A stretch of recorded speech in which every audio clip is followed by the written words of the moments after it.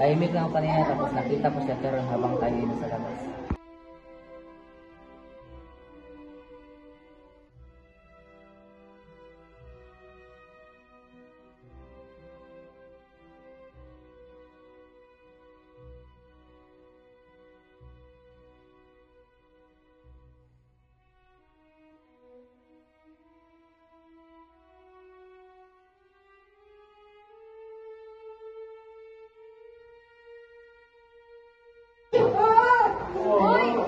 Bumalik na ako dito. Naiwan ang lapis. Tama naman, pero nakita kita may hawak na pera.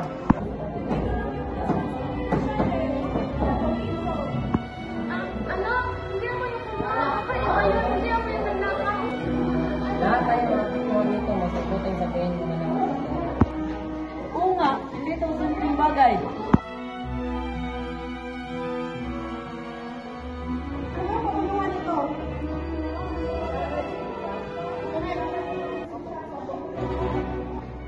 Totoo ba ito? Ako po yung kumuha ng pera. Gagamitin ko sa mga hindi yung kukuha ka lang dito. Nakakanya ko sa ibang section, nalaman nila kung bakit tayo.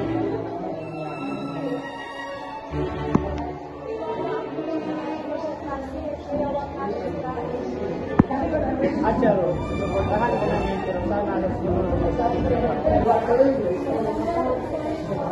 Huwag kang magsalita ng kasinungalingan at walang kabuluhan.